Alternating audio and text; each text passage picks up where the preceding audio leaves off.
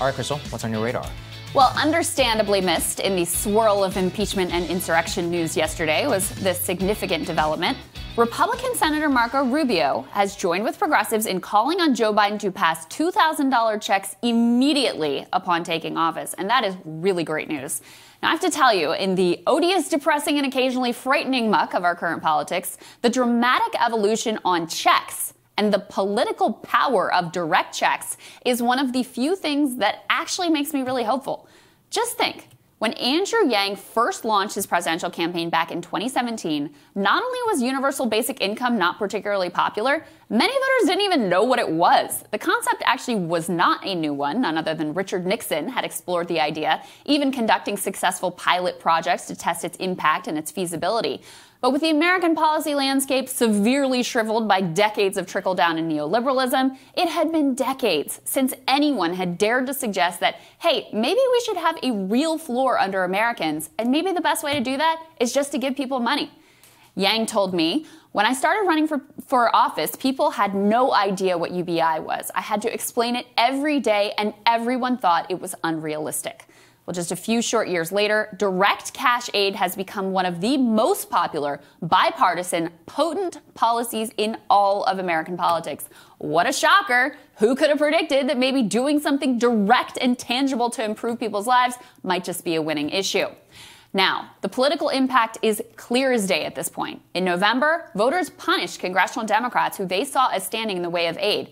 At the very same time, journalists working to understand Trump's impressive improvements with Latino voters quickly found an unexpected factor: direct checks.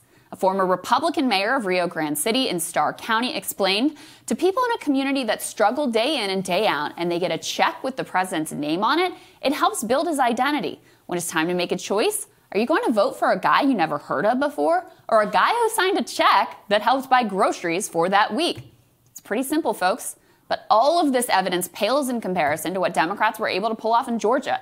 The Democratic candidates decided to try on a crazy new strategy of actually running on something, and it 100% worked.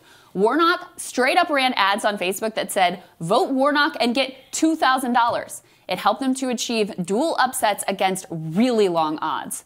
But the power of checks goes far beyond adding a few points onto the polling average. Max Alvarez actually made this point beautifully on yesterday's show.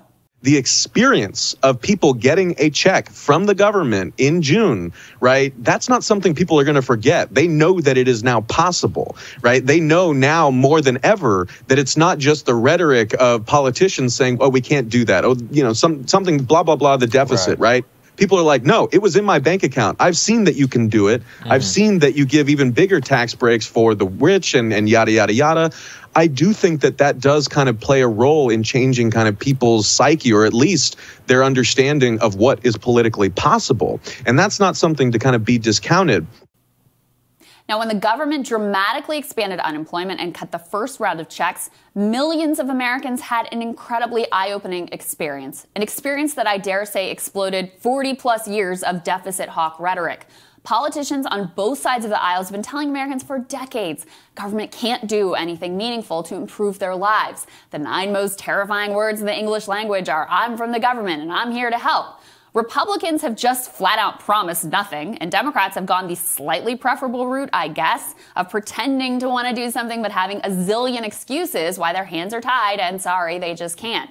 One of their favorite excuses is that we just don't have the money. Gee, Social Security, it's amazing, but gosh darn it, the trust fund is growing broke. I'd love to give everyone health care like the rest of the developed world does, but we just can't afford it. And if I ever hear a politician compare the federal government with its endless money printing authorities and debt issuance to a household budget or a checkbook, I'm going to completely lose my mind. Just like that, we completely see through their lie. It's not that they couldn't do anything to help ordinary people, it's that they didn't want to. They wanted to keep the masses struggling and desperate, because if they're not struggling and desperate, who's going to work at Wendy's or Walmart or Sheetz for $8 an hour and put up with the cruel and inhumane treatment that working people are expected to silently endure every single day? This shift in perspective is so powerful that even the most right-wing, pro-corporate, deficit hockey of Democrats, Joe Manchin himself, he was actually cowed by it.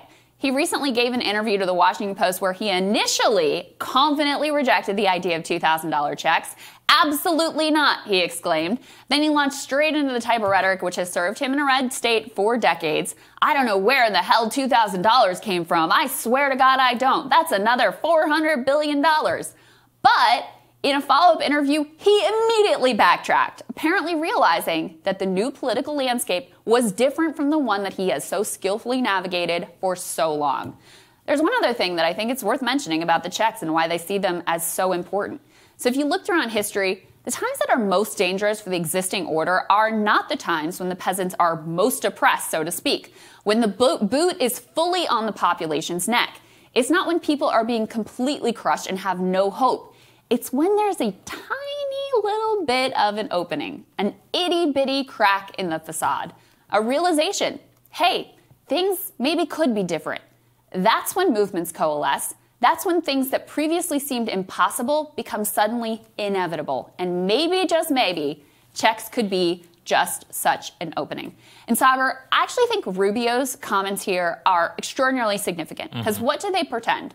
Look, there was always an open question of, once Trump was gone, was the GOP just going to instantly revert back to, we can't spend it, we don't have the money? And don't get me wrong, 95% of them will. Yes. But last time around, with Obama, it was 100%. It was 100%. Everybody was lockstep on board. And so, Rubio would be primaried for doing such a thing. That is exactly right. And so now you have a different landscape where on this issue has been so popular and so irresistible and so politically powerful that it has actually cracked up the prior existing orthodoxy. Oh, yeah. I got into big fights with some of my friends who are, I call them having program brain, where they're like, if they can't concede, they're like, but the checks would cost $400 billion, and with that we could fund X for forever. I'm like, you don't understand. It's not about that. It's not about just efficacy or efficiency. That's not how you're supposed to run countries. Countries are polities in which people have a say within them. It's a democracy. If I agree with you.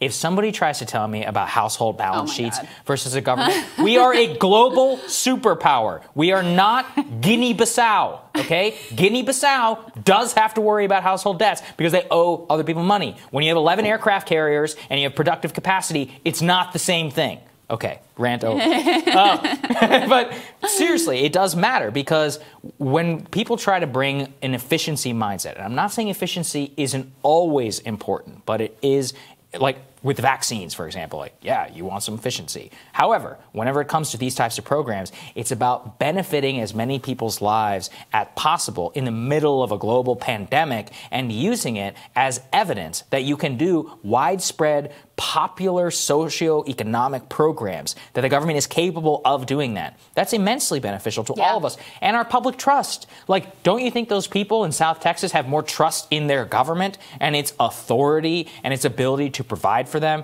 when they're at their lowest and somebody gives them a helping hand of $2,000? Does that mean, like, why is that less efficient than some program which they have to go to an office and apply for? It's all means testing. Right. No. Well, just look at the contrast between the unemployment system and the checks, right? Millions of people who applied for unemployment never got it, not because they didn't qualify, but because the system is such a catastrophe, right? Broken down. Some states are better than other states. It was a mess for millions of people. The check showed up like that. I mean, that really changes not only it's so tangible, as Max said, you see it in your bank account, like you can't deny it, or the check shows up and it's got the president's name on it. You can't, it's so tangible and so obvious to people. And it's something that our government, as broken down and failed and embarrassing as it is, can actually execute on. Yes.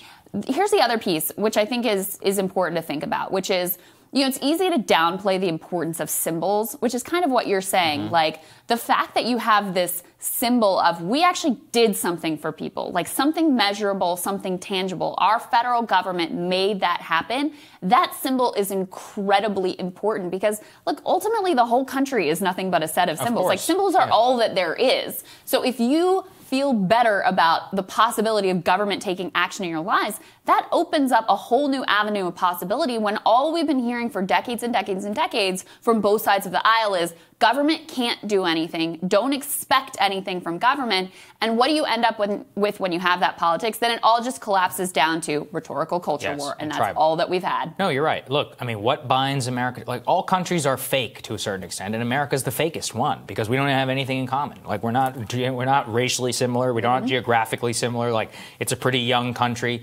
The only thing you have is a value in the Constitution and the, some sort of uniting with the federal government up there at the top. That's all you got. And I think that if we want to think about the legacy of the New Deal, a lot of people don't know this. The New Deal was a large majority granting institution. That's what it was. It's much like the checks. It would cut you or a state a check and say, you figure it out. Conservation Corps or whatever. It wasn't run from Washington. It actually was highly efficient. Reconstruction Finance Corporation. Some of the most important things that they did were cutting checks and letting people figure it out. Very much the legacy of the $2,000 check. So it doesn't have to just be some big program or whatever. And I think we're rediscovering some of our history and what we can do in crisis, which will set us up for the better for a long time. Yeah, and cynical politicians are also realizing this is really good. That's great. Yeah, I think it's a good thing. Fantastic. Next on Rising, Democratic strategist Andrew Feldman and culture reporter at The Federalist, Emily Chashinsky. They're going to join us for the panel. That's when Rising returns.